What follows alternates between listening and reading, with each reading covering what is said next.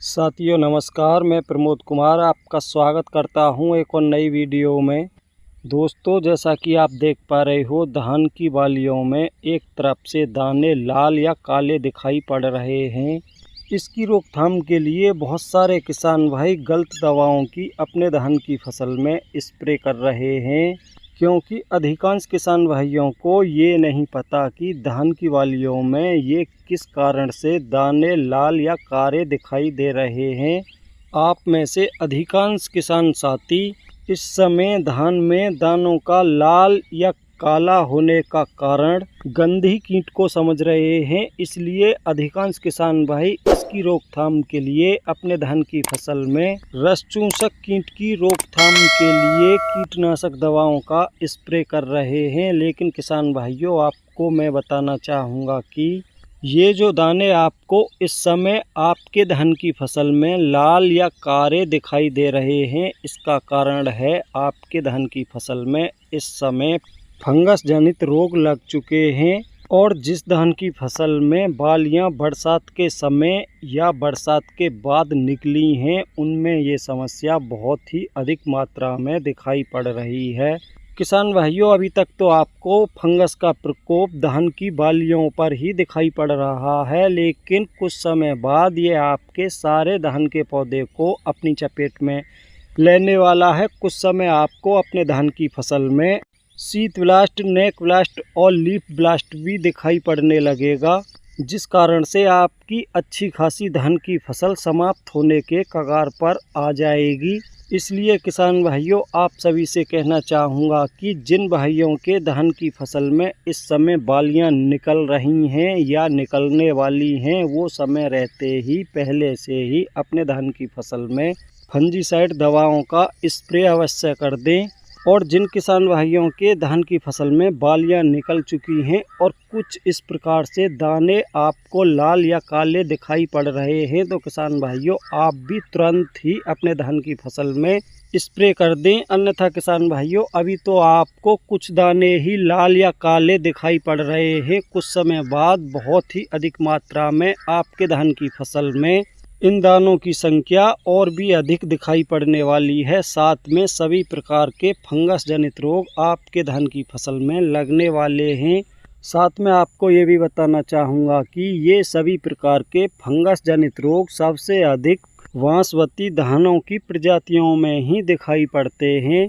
इसलिए किसान भाइयों, आप सभी से कहना चाहूँगा कि आपने अपने धान की फसल में अभी तक काफ़ी अधिक खर्चा किया है, लेकिन किसान भाइयों, अगर आप इस समय पर अपने धान की अच्छे से देखभाल नहीं करते, तो ये मान के चलो आपने अभी तक जितना भी खर्च किया है किसान भाइयों, उसका आपको कुछ भी लाभ नहीं मिलने वाला। तो किसान भाइयों, अब मैं आपको ऐसे कुछ फंजीसाइड दवाओं के बारे में बताऊंगा जिनका स्प्रे करके आप अपने धान की फसल को बचा सकते हो। तो किसान भाइयों, अब मैं आपको वही फंजीसाइड दवाएं दिखाऊंगा जिनका स्प्रे खुद हमने इस समय अपने धान की फसल में किया है। तो किसान भाइयों, हमने अपने कुछ खेतों में इस समय पर FMC कंपनी की अजायका ड्यू फंजीसाइड का स्प्रे किया है। इसके अंदर आपको 2 टेक्निकल देखने को मिलेंगे। तो किसान भाइयों, यहाँ पर आपको बताना चाहूँगा कि इसके अंदर जो 2 टेक्निकल दिए हुए हैं, वो वही 2 टेक्निकल हैं जो आपको एमिस्टार टॉप में देखने को मिलते हैं। आप इसकी जगह पर एमिस्टार टॉप भी ले सकते हो।